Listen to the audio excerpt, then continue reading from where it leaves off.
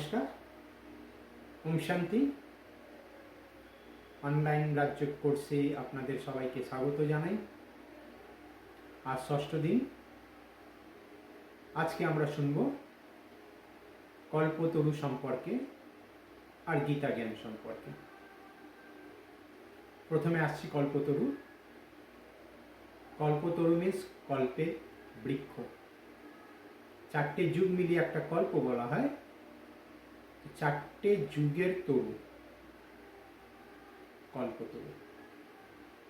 এই কল্পতরু সম্পর্কে প্রত্যেকটা ধর্মের মধ্যেই বর্ণনা আছে। হিন্দু ধর্মে কল্পতরু, খ্রিস্টান ধর্মে ক্রিসমাস ট্রি, জৈন ধর্মেও কল্পবৃক্ষের কথা বলা হয়েছে, বৌদ্ধ ধর্মেও বৌদ্ধ বৃক্ষ, সেখানেও এই বৃক্ষের কথা বলা হয়েছে। রামকৃষ্ণদেবেরও কল্পতরু উৎসব, সেখানেও বৃক্ষের কথা বলা হয়েছে। কিন্তু এখানে যে বৃক্ষের কথা বলা হচ্ছে এটা কোনো প্রাকৃতিক বৃক্ষ নয়, এটা হচ্ছে মানুষরূপী বৃক্ষ, যার বীজ হচ্ছেন স্বয়ং ঈশ্বর। তিনি বর্তমানে সঙ্গম যুগে, কলিযুগের শেষ আর সত্য যুগের আরম্ভ, এই সময় এই ধরাতে অবতীর্ণ হন। প্রজাপিতা ব্রহ্মা বাবার মাধ্যমে ব্রাহ্মণ ধর্ম আর আদি সনাতন দেবী দেবতা ধর্মের স্থাপনা করেন। ব্রহ্মার মাধ্যমে ঈশ্বর সেই জ্ঞান দেন যার দ্বারা ব্রাহ্মণ রচনা হয়। ব্রহ্মার সন্তান ব্রাহ্মণ, ব্রহ্মা কুমার, ব্রহ্মা কুমারী। এই সৃষ্টির মূল আর বীজ মাটির নিচে থাকে, কিন্তু যত শক্ত মূল হবে বৃক্ষ তত ভালোভাবে দাঁড়িয়ে থাকবে।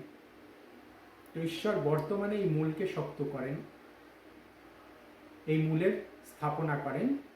তারপরে সত্যযুগে গিয়ে প্রথম দুটো পাতা বেরোয়, সেটা হচ্ছে রাধাকৃষ্ণ, বড় হয়ে লক্ষ্মীনারায়ণ। তার থেকে আবার যখন আমরা ত্রেতাতে আসি তখন রাম সীতা। এই দুটো যুগে শুধু কাণ্ড আছে, কোনো শাখা প্রশাখা নেই। এক জাতি, এক ধর্ম, এক ভাষা, এক দেশ, এক মত, সব কিছু এক থাকে। সেখান থেকে যখন আমরা দাপরে আসি সেখানে ডিভাইডেশন আরম্ভ হয়। সবার প্রথমে ইব্রাহিম 2500 বছর আগে ইসলাম ধর্মের স্থাপনা করলেন। তারপর 2250 বছর আগে বুদ্ধদেব এলেন, বুদ্ধ ধর্মের স্থাপনা। তারপরে 2000 বছর আগে যিশু, খ্রিস্টান ধর্মের স্থাপনা হয়। তারপরে 1500 বছর আগে আদি শঙ্করাচার্য এসে সন্ন্যাস ধর্মের স্থাপনা করেন। তারপরে 500 বছর আগে গুরু নানক এসে শিখ ধর্মের স্থাপনা করেন। এইভাবে এই বৃক্ষ অনবরত বাড়তে থাকে আর ডিভাইডেশন হতে থাকে। একটা বৃক্ষ যত পুরনো হয় তার মধ্যে নেগেটিভ বাড়ে। এই বৃক্ষ যত পুরনো হয়েছে এর মধ্যেও নেগেটিভ বেড়েছে। এর আসল মূল আর কাণ্ডের পাত্তা নেই। যেরকম কলকাতায় আছে বোটানিক্যাল গার্ডেনে ব্যানিয়ান ট্রি, তার আসল গোড়া কোনটা কেউ বলতে পারবে না। পুরো বিস্তার এত বড় বৃক্ষ দাঁড়িয়ে আছে, কিন্তু এর আসল গোড়া কোনটা কেউ জানে না।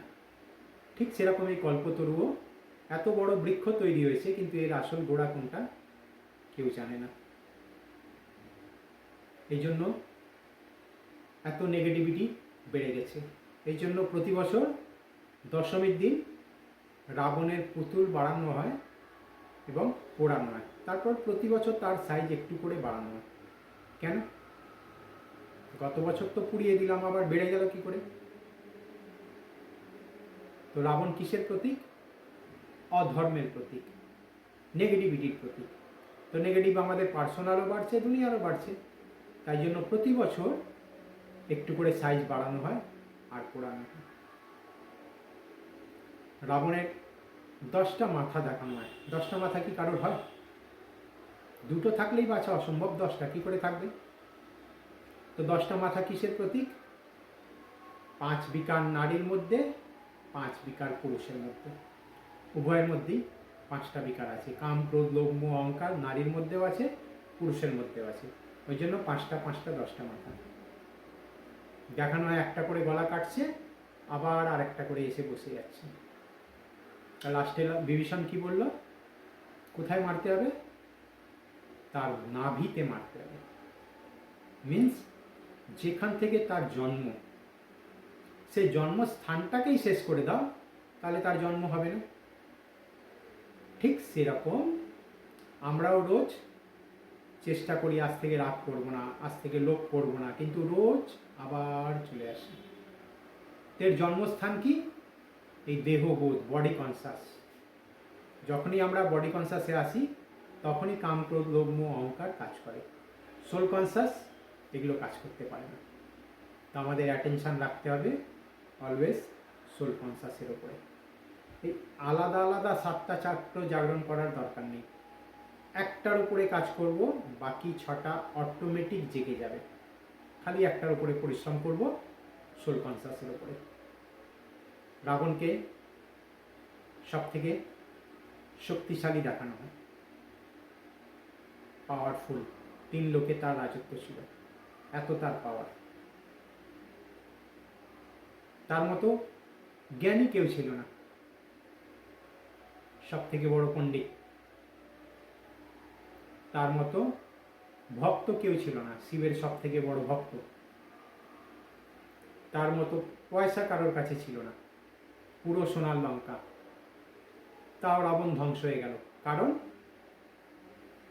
প্রথম হচ্ছে ইগো, আর দ্বিতীয় হচ্ছে চরিত্রের পতন। যেই সীতাকে টাচ করলো, কাউন্টডাউন চালু। ঠিক সেরকম আজকের দিনে আমাদের শক্তির অভাব আছে। এত অ্যাটম বোম জমানো, একটা নয় 100টা পৃথিবী ধ্বংস করতে পারবে। সব রেডি আছে, খালি টাক টাক টাক সুইচ টিপতে হবে, মিসাইলস বেরোবে, নিমেষে শেষ হয়ে যাবে।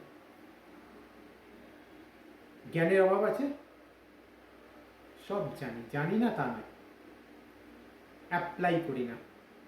আমরা ইনফরমেশান বক্স হয়ে গেছি, কিন্তু নলেজ নেই, প্র্যাকটিক্যাল এক্সপিরিয়েন্স নেই। ভক্তির অভাব আছে, 12 মাসে 13 পার্বণ, রোজ কিছু না কিছু চলছে। পয়সার অভাব আছে, চাঁদে ফ্ল্যাট বানাবো ভাবছি। তাও দুনিয়া সেই ধ্বংসের পথেই যাচ্ছে। কারণ সেই দুটোই, ইগো আর চরিত্রের পতন। এগুলো সব বর্তমান ঘটনাগুলো সেখানে দেখানো হয়েছে, সব বর্তমান ক্যারেক্টারগুলো সেখানে তুলে ধরা হয়েছে। তারপরে দেখানো হয় রাবণের মাথায় যে মুকুটটা থাকে সেটা গাধার মাথা। তো গাধাকে যতই পরিষ্কার করি, যেই ছেড়ে দেবো, নোংরায় গিয়ে আবার লুটোপুটি। ঠিক সেরকম আমরা যতই জ্ঞানের কথা শুনি না কেন, যদি অ্যাটেনশন না রাখি, ঠিকমতো সেটাকে অ্যাপ্লাই না করি, সঙ্গে সঙ্গে ভেতরে অনেক কিছু চলতে আরম্ভ হয়ে যায়। সীতা 14 বছর বনবাস, কোনো প্রবলেম নেই। কিন্তু যেই লক্ষণের গণ্ডির বাইরে পা দিল, সঙ্গে সঙ্গে রাবণ তুলে নিয়ে চলে গেল। দুঃখ কষ্ট আরম্ভ। লক্ষণের গণ্ডি মানে কিসের গণ্ডি? এই কোনো সীমারেখা? এই দাগের বাইরে পা দিলে কিসের সীমারেখা? লক্ষ্য মান, ঈশ্বর যে লক্ষ্য দিয়েছেন, সেই লক্ষ্যের গণ্ডির ভেতরে যতক্ষণ আছি আমরা, ততক্ষণ আমরা সেফ। ঈশ্বর আমাদের বুদ্ধিতে সব রকম জ্ঞান দিয়েছেন, 6 সেন্স, ওই জন্য সবসময় আমাদের গাইড করে, এটা ঠিক, এটা ভুল, এটা করা উচিত, এটা করা উচিত নয়। তাও আমরা করি আর ফল পেলে তাকে দোষ দিই। তো সেই গাইডলাইনে যদি আমরা সবসময় চলি তাহলে আমরা সেফ, গণ্ডির ভেতরে আছি, কোনো কিছু আমাদের কিছু করতে পারবে না। আছি সেই জঙ্গলে, কিন্তু দুঃখ কষ্ট আমাদের ফিল হবে না। দুনিয়াতে এত দুঃখ কষ্ট বেড়েছে, তাই জন্যই ঈশ্বরকে আসতে হয়েছে। কৃষ্ণের 84তম জন্ম হচ্ছে ব্রহ্মা, ওই জন্য বলা হয় যে ব্রহ্মা সেই বিষ্ণু। ওই জন্যই কৃষ্ণকে একদিকে বলা হয় শ্যাম, আরেকদিকে বলা হয় সুন্দর। একজনই শ্যাম আবার সুন্দর কি করে হতে পারে? সত্যযুগে কৃষ্ণরূপে সুন্দর, পিওর, জন্ম নিতে নিতে নিতে নিতে কলিযুগের শেষে এসে ইমপিওর, শ্যাম। তাই জন্য আমরা ঈশ্বরকে কি বলি? হে পতিত পাবন আসো, আমাদের পতিত থেকে পাবন বানাও। তো তিনি এসে আমাদের পতিত থেকে পাবন বানাচ্ছেন। শুধু কৃষ্ণ নয়, আমরা সবাই নিজেরা কালো হয়েছি, ওই জন্য ঈশ্বরকেও কালো বানিয়ে দিয়েছি। যত শিবলিঙ্গ সব কালো। সাদা শিবলিঙ্গ বাড়িতে রাখতে নেই, অশুভ। কেন? কারণ আমরা কালো না, তা আমার কাছে সাদা থাকবে কি করে? তা আমাদের নিজেদের সাদা হতে হবে, পিওর হতে হবে, সেটা বলছি না। আমরা ঈশ্বরকেই অশুভ বলে সাইড করে দিচ্ছি। দেবী দেবতাদেরও সবাইকে কালো দেখিয়ে দিয়েছি। শ্রীকৃষ্ণ কালো, মা কালী ভয়ঙ্কর কালো। আচ্ছা, এরকম কোনো মা হতে পারে? এখন যদি মা কালী এসে এখানে দাঁড়িয়ে পড়ে, কি হবে? তাকে মা বলে ডাকবো না হার্ট অ্যাটাক হবে? ওই মুন্ডুমালা, ওই খড়গ হাতে দেখলে কি হবে? হার্ট অ্যাটাকই হবে। এরকম কোনো মা হতে পারে? আসলে এটা হচ্ছে পুরোপুরি সিম্বলিক। কালো মানে দেহ কালো নয়, আত্মা কালো, নেগেটিভিটিতে পরিপূর্ণ, বস্ত্রহীন। এই বস্ত্রহীন নয়, বডি কনসাসহীন। যখন সোল কনসাসে আসছে তবেই নেগেটিভকে শেষ করতে পারছি।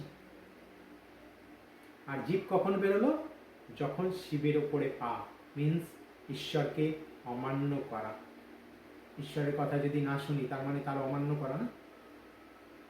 যখন ঈশ্বরের কথা শুনছি না, তাকে অমান্য করছি, মিন্স সিক্স সেন্সের কথা শুনছি না, তখনই আমাদের জীবনে দুঃখ কষ্ট আরম্ভ হচ্ছে।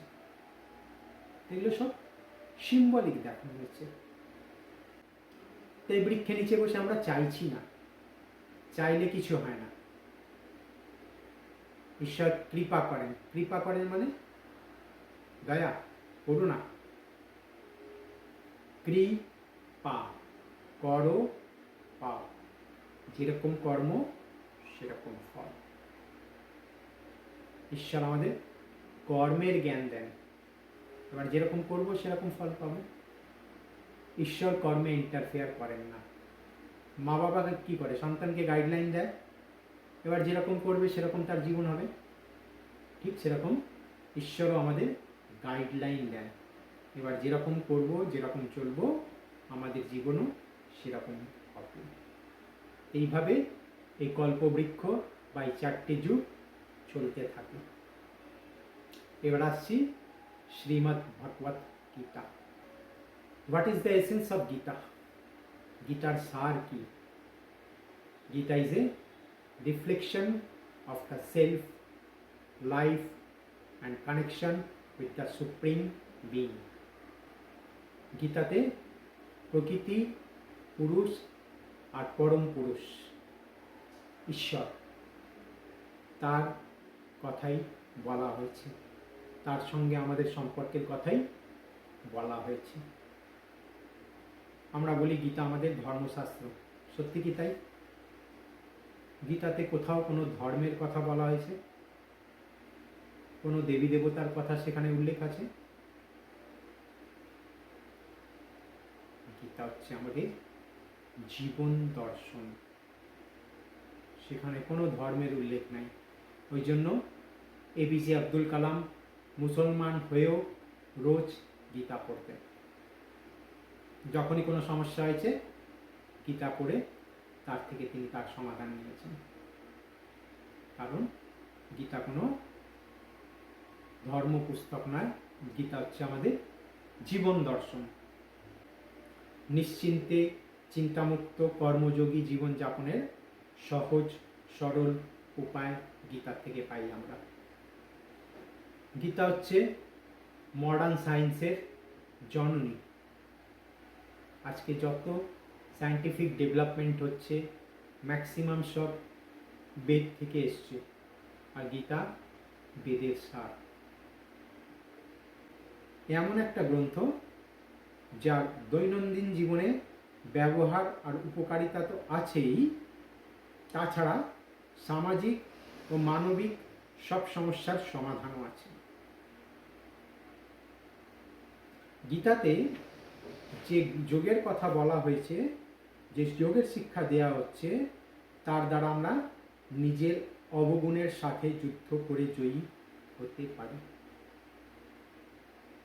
Work with versus. গীতা জ্ঞান কবে দেওয়া হয়েছিল, কে দিয়েছিল? আমরা বলি দাপর যুগে গীতা জ্ঞান দেওয়া হলো, মহাভারতের যুদ্ধ তখনই হলো। যদি সত্যি দাপর যুগেই গীতা জ্ঞান দেওয়া হয়, যদি সত্যি তখনই মহাভারতের যুদ্ধ হয়, তাহলে গীতা জ্ঞান মহাভারতের যুদ্ধ মানে সব অধর্ম শেষ, এক ধর্মের স্থাপনা।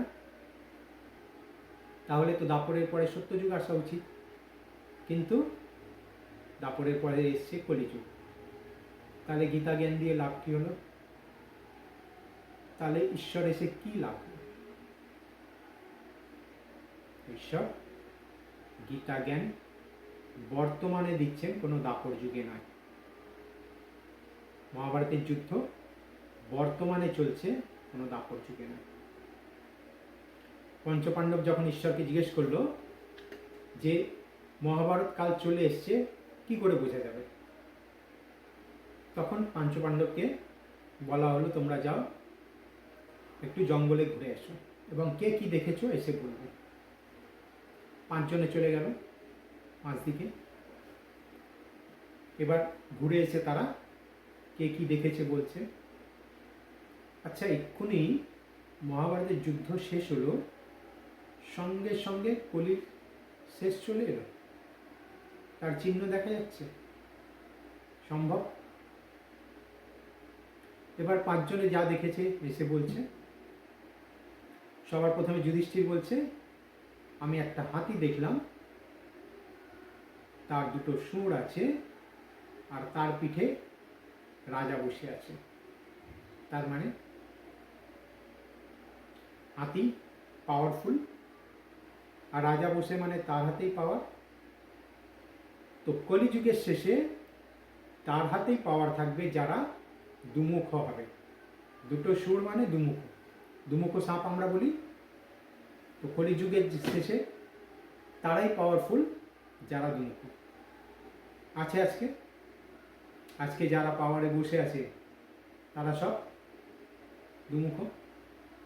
ওপরে একে অপরকে গালাগালি দিচ্ছে, ভেতরে সব এক। একটু কিছু হলেই দলবদল, সঙ্গে সঙ্গে চেঞ্জ। তারাই তো আজকাল রাজা না? আরেকজন বলল, আমি একটা পাখি দেখলাম, তার ডানাতে বেদবাক্য লেখা আছে, কিন্তু সে মাংস খাচ্ছে। তার মানে কলিযুগে জ্ঞানী গুণী, বেদ সব কণ্ঠস্থ, সব শাস্ত্র কণ্ঠস্থ, গড় গড় করে বলে, কিন্তু সব কিছু খায়, সব কিছু করে। আগেকার দিনে হতো, আগে ব্রাহ্মণরাই খেত না, ঋষিমুনি তো দূরের কথা। আর এখন মঠের মধ্যেই সব রান্না হয়। আরেকজন বলল, আমি একটা পাথর দেখলাম, উপর থেকে নিচে নেমে আসছে, পুরো গাছপালা সব ভেঙে চলে আসছে, কিন্তু একটা ছোট্ট ঘাসে এসে আটকে গেল। তার মানে নেগেটিভ যতই শক্তিশালী হোক না কেন, একটা ছোট্ট ঈশ্বরের স্মরণ, তার পাওয়া শেষ। আরেকজন বলল, আমি কিছু পাতকুয়ো দেখলাম, মাঝখানে একটা পাতকুয়ো আছে, ওই চারিদিকের পাতকুয়োকে জল দিচ্ছে, কিন্তু ওই চারিদিকের মিলে মাঝখানেরটাকে আর জল দিচ্ছে না। মিন্স কলিযুগের শেষে এক মা বাবা 4 সন্তানের ভরণ পোষণ করবে, কিন্তু 4 সন্তান মিলে এক মা বাবার দায়িত্ব নেবে না। হচ্ছে আজকের দিনে। আরেকজন বলল, আমি একটা গরুকে দেখলাম, সে নিজের বাছুরকে চাটছে, এত চাটছে তার গা থেকে রক্ত বেরোতে আরম্ভ হয়েছে, তাও তাকে চেটেই চলেছে, চেটেই চলেছে, চেটেই চলেছে। তার মানে কলিযুগের শেষে মা বাবা সন্তান মোহে এত অন্ধ, আদরে পাথর, এত আদর করে সন্তান নষ্ট হয়ে যাচ্ছে, তার জীবন শেষ হয়ে যাচ্ছে, তাও তাকে আদর করেই চলেছে, করেই চলেছে, করেই চলেছে।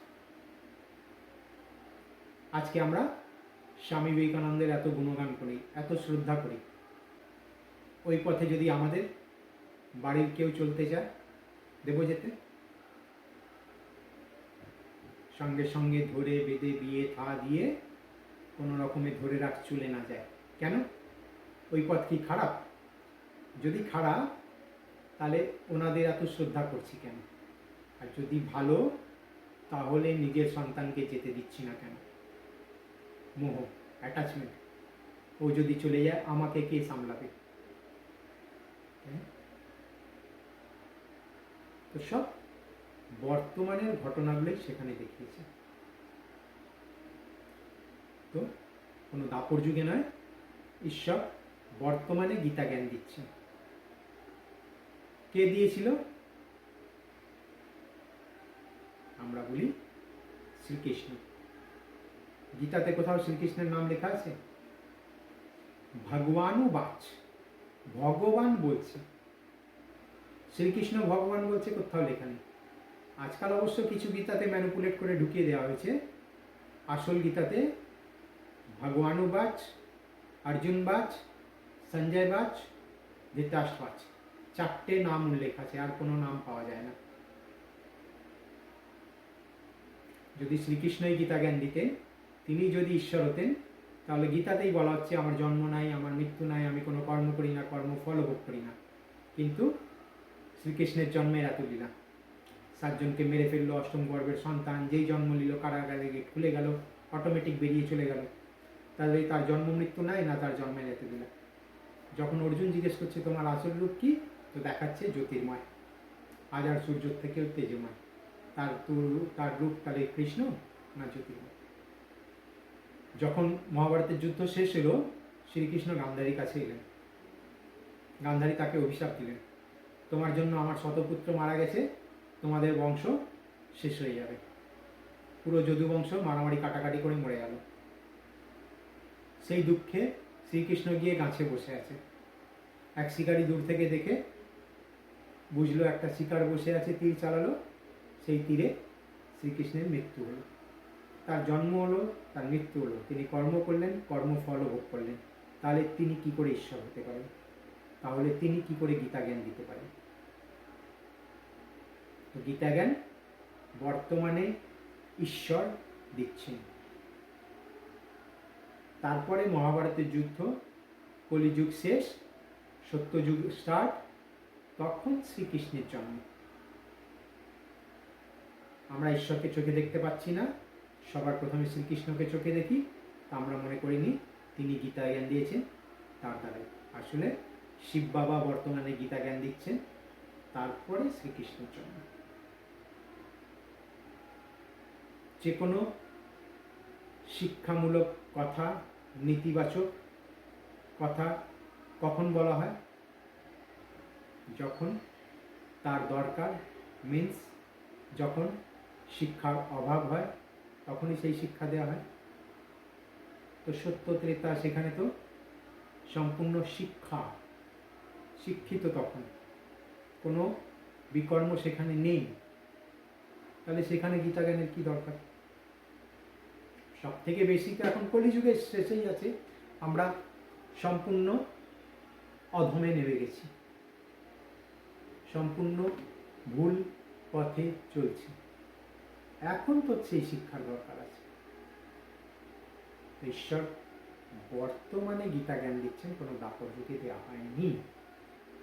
মহাভারতের 3টে বংশ দেখানো আছে, যাদব, কৌরব, পাণ্ডব। যদুবংশ কিভাবে শেষ হলো? বলা হয় তারা নিজেরা মারামারি কাটাকাটি করে মরে গেল। তাদের পেট থেকে নাকি মুসাল বেরোলো, তাতে তাদের কুলের নাশ হলো। মুসাল মিন্স মিসাইল। পেট থেকে বেরিয়েছে মানে আমরাই তৈরি করেছি, আমরাই তাকে জন্ম দিয়েছি। শেষ কারা হবে?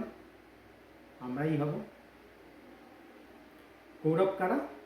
যারা ঈশ্বরকে চিনেও ঈশ্বরের দরকার নেই, তাদের কি চাই?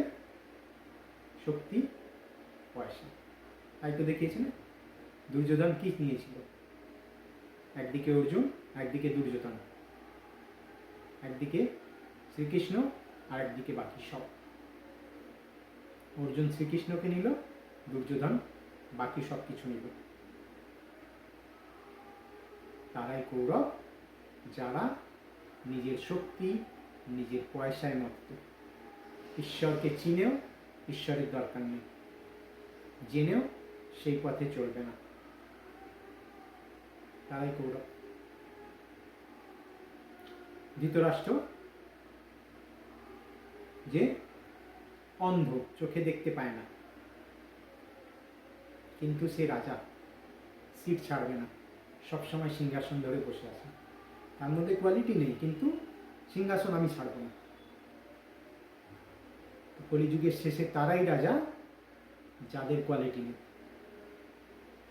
তারাই তো রাজা আছে না, সিট ছাড়ব না। যতই অবহেশন হোক, সিট ছাড়ছে না।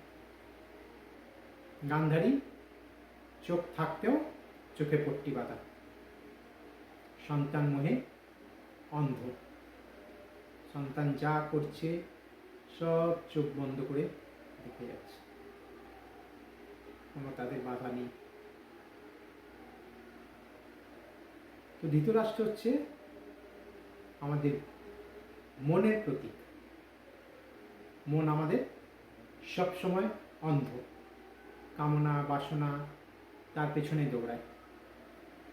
আর গান্ধারী হচ্ছে আমাদের বুদ্ধির প্রতীক, যার কাছে দেখার ক্ষমতা ছিল, বোঝার ক্ষমতা ছিল, ডিসক্রিমিনেশন করার ক্ষমতা ছিল, কিন্তু সেও কি করলো? চোখে পট্টি বেঁধে নিল। তাই জন্য সেই বংশই পুরো ধ্বংস হয়ে গেল। ঈশ্বর আমাদের বুদ্ধিতে জ্ঞান দিয়েছেন, সেটা আমাদের সবসময় গাইড করে। সেই গাইডলাইনে যদি চলি তাহলে সব ঠিক আছে, আর যদি না চলি তাহলে আমরাও ধ্বংসের পথেই এগোবো। তার 100টা সন্তান, একটা মেয়ে, বেশিরভাগই নাম দু দিয়ে আরম্ভ। দুর্যোধন, দুঃশাসন, দুষ্কর্ণ, একমাত্র মেয়ে দুঃশলা। কেন? আজকে কলিযুগের শেষেও এই নামগুলো কারোর দেখা যায়? কলিযুগের শেষেও এই নামগুলো চট করে কেউ রাখে না। আগে তো সব দেবী দেবতার নাম রাখতো, তাহলে এই নামগুলো কোত্থেকে এলো? আসলে কোনো একজন দুর্যোধন, একজন দুঃশাসন নয়, এগুলো সব সিম্বলিক, এক একটা গোষ্ঠীর প্রতীক। দুর্যোধন মানা जो धन का दुरुपयोग करे, সম্পত্তি মিসইউজ করছে। দুঃশাসন মানা जहाँ अनुशासन ना हो, আছে অনুশাসন, দেশ পাড়া ছেড়ে দিন, নিজের উপর নিজের কন্ট্রোল আছে, ভাবি এক, বলি এক, করি এক, বলতে চাই না তাও বেরিয়ে যায়, মারতে চাই না তাও হাত উঠে যায়, নিজের উপর নিজের কন্ট্রোল নেই। একমাত্র মেয়ে দুঃশলা। দুঃশলা মিন্স সলা পরামর্শ। আজকে কারোর কাছে সলা পরামর্শ চাইতে গেলে ভালো পাওয়া যায়? আরও ভিড়িয়ে দেওয়ার চেষ্টা। এগুলো সব বর্তমানের ক্যারেক্টারগুলো তুলে ধরা হয়েছে। শকুনির মতো পাত্র দেখা যায় যে একে অপরকে ভিড়িয়ে দিয়ে খেলা দেখছে, প্রত্যেকটা ঘরে পাওয়া যাবে, তাই না? পাণ্ডব কারা? যারা এক ঈশ্বর, আর কিছু দরকার নেই। ঈশ্বর যা বলল চোখ কান বন্ধ করে সেই করে। পঞ্চপাণ্ডবী কেন দেখানো হয়েছে? আর তার মধ্যে একা যুধিষ্ঠির স্বর্গে গেল, সঙ্গে একটা কুকুর। তো সেই একটা কুকুরকে নিয়ে একা স্বর্গে কি করবে? কুকুর কেন দেখানো হয়েছে? কুকুর প্রভু ভক্ত হয়, লয়াল হয়, প্রভু যা বলে চোখ কান বন্ধ করে সে করে। আমাদের প্রভুও যা বলছেন, আমরা যদি চোখ কান বন্ধ করে সেটাকে ফলো করি, তবে আমরা স্বর্গে যেতে পারব। পঞ্চপাণ্ডবী কেন? 100টা কৌরব, 5টা পাণ্ডব, মিন্স 20:1। আজকে সারা পৃথিবীর জনসংখ্যা প্রায় 700 কোটির উপরে, তার মধ্যে দেবী দেবতা কত? 33 কোটি।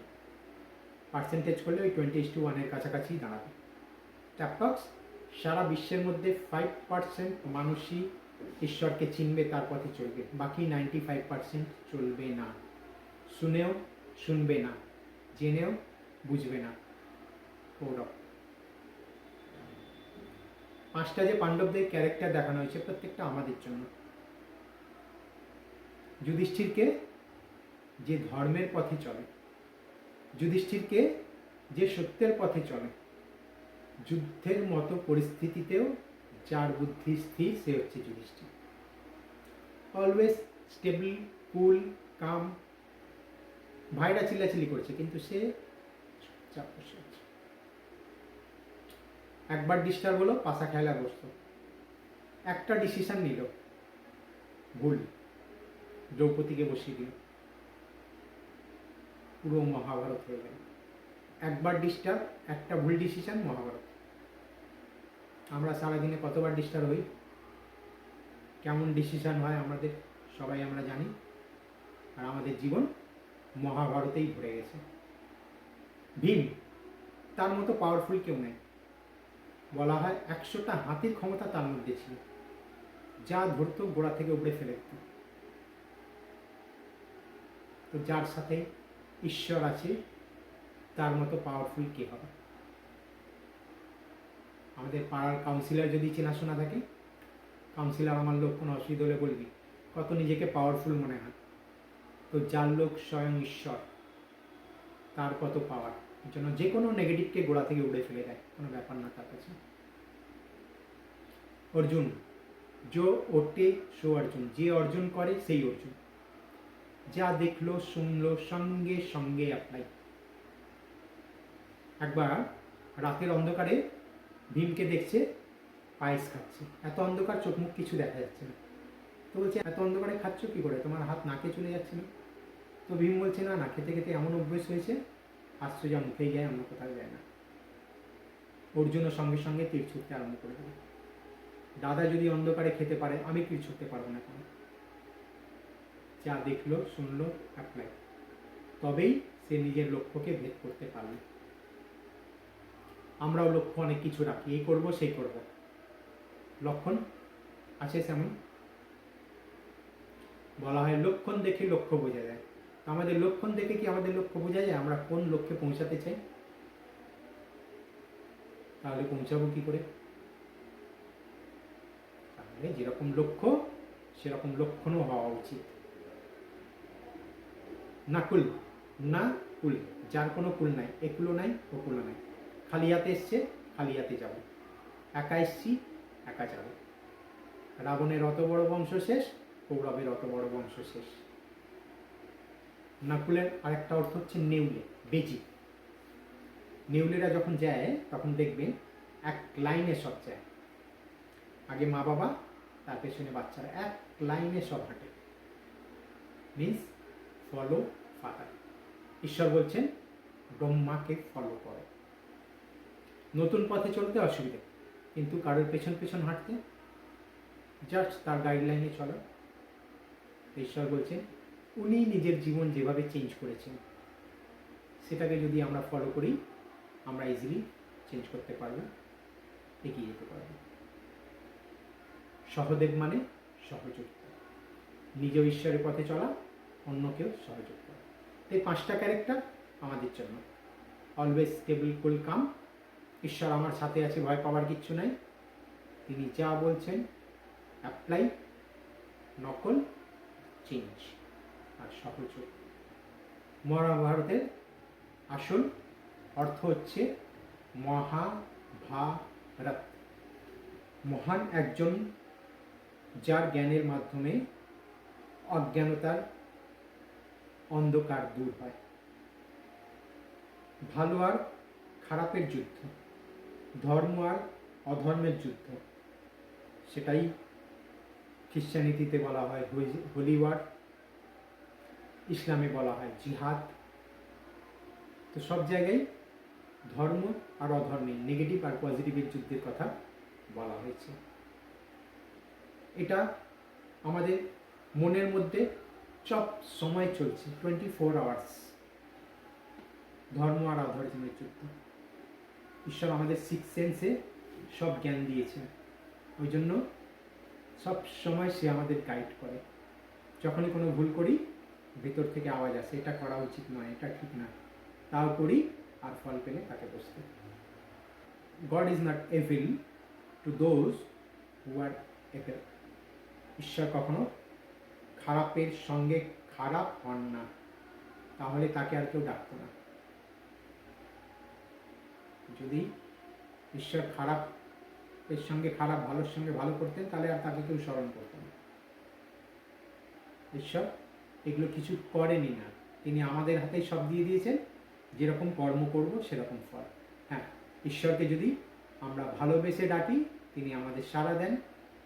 রাবণ ডাকলো, রাবণও সাড়া পেল, রাম ডাকলো, রামও পেল। ঈশ্বর কাউকে কোনো পার্সিয়ালিটি করেন না, যে কর্ম করবে সেই পাবে। আজ যে আমরা মহাভারত শুনছি, এর নাম আসলে মহাভারত ছিল না, এর নাম ছিল জয় সংহিতা,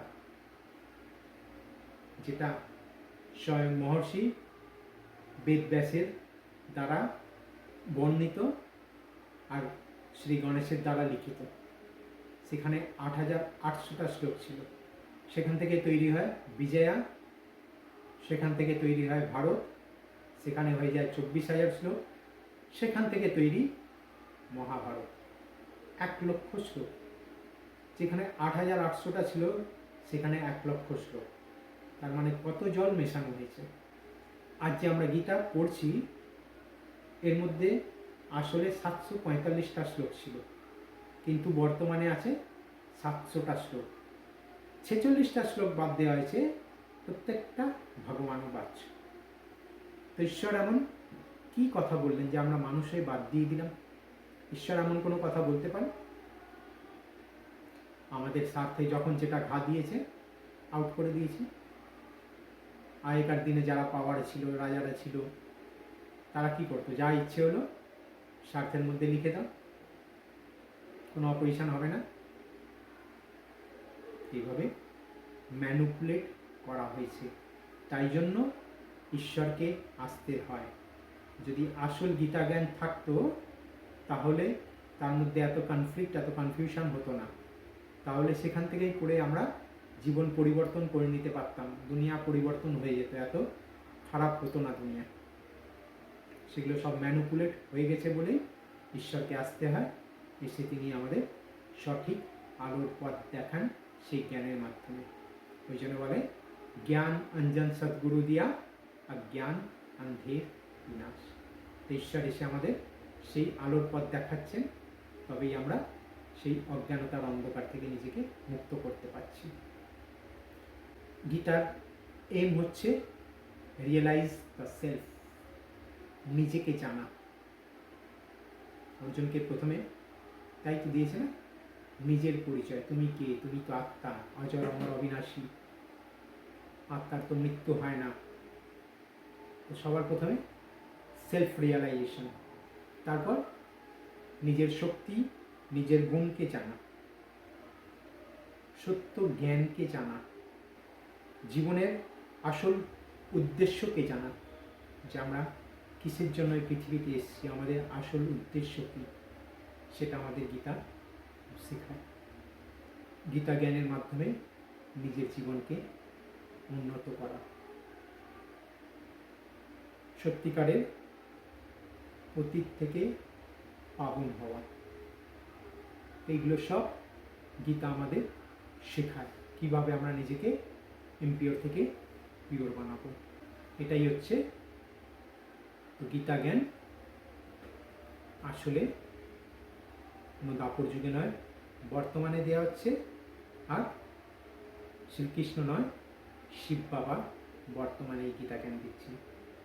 তারপরেই মহাভারতের যুদ্ধ, তারপরে সত্যযুগের স্থাপন। ঠিক আছে, আগামীকাল আমরা শুনবো মেডিটেশন করে কি লাভ। কারণ লাভ ছাড়া আমরা কিছু করি না, যেখানে পাবো না সেখানে যাব না। তো মেডিটেশন কেন করব, তার থেকে লাভ কি সেটা জানবো। মা দুর্গার 10টা হাত কেন দেখানো হয়, গণেশের চেহারা এমন হলো কেন, এগুলো সম্পর্কে আমরা কালকে জানব। ঠিক আছে, এখন আমরা একটু বসে মেডিটেশন করব। সবাই স্ট্রেট হয়ে বসবো, চোখ দুটো স্বাভাবিকভাবে খোলা থাকবে।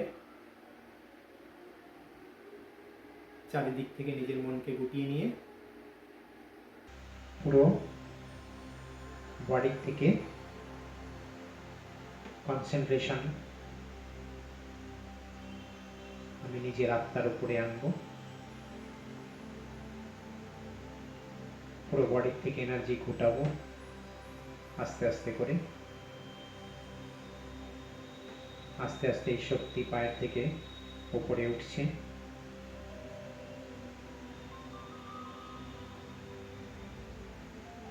কোমর পর্যন্ত গুটিয়ে চলে এসছে।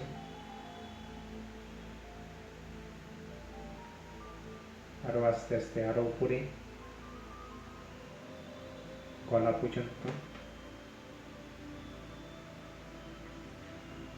আরো উপরে। পুরো শক্তি মস্তিষ্কের মধ্যে গুটিয়ে গেছে। এখন কপালের ঠিক মাঝখানে এক বিন্দুতে সব গুটিয়ে গেছে।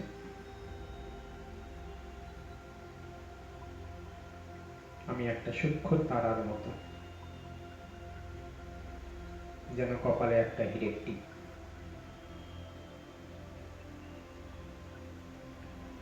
শিব বাবা আমার ঠিক মাথার উপরে, তিনিও একটা সূক্ষ্ম তারার মতোই, কিন্তু অনেক বেশি উজ্জ্বল।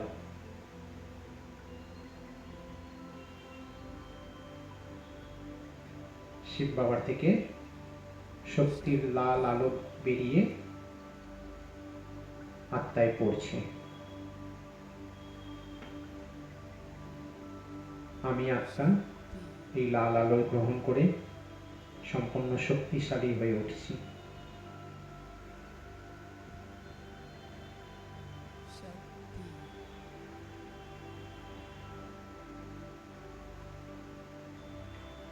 এই লাল আলো আত্মার থেকে বেরিয়ে আমার পুরো ব্রেনের মধ্যে ছড়াচ্ছে।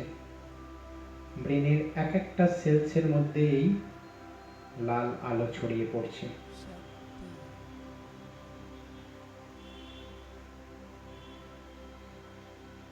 আমার ব্রেন পুরো পাওয়ারফুল। যত নেগেটিভ, যত টক্সিন সব বাইরে। আস্তে আস্তে এই লাল আলো আমার পুরো বডিতে ছড়াচ্ছে। পুরো বডির এক একটা সেলসের মধ্যে এই লাল আলো ছড়িয়ে পড়ছে।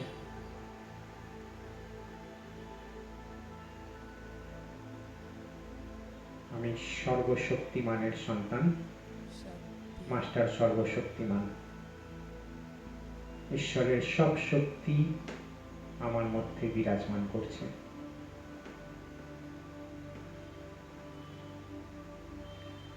কোনো ভাইরাস, কোনো রোগ আমাকে ছুতেও পারবে না। আমি সম্পূর্ণ প্রোটেক্টেড।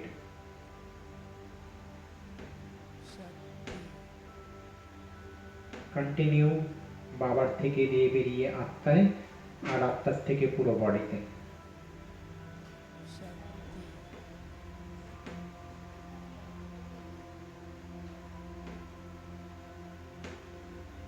আস্তে আস্তে এই রে আমার পুরো ঘরের মধ্যে ছড়িয়ে পড়ছে। পুরো ঘরের এনভায়রনমেন্ট শক্তিশালী।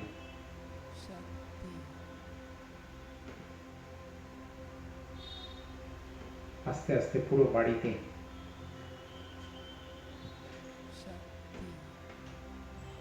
আমার পুরো বাড়ি প্রোটেক্টেড। বাড়িতে যত মেম্বার সবাই প্রোটেক্টেড।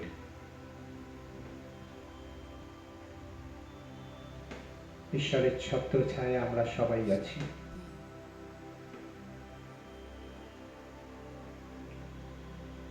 ওম শান্তি।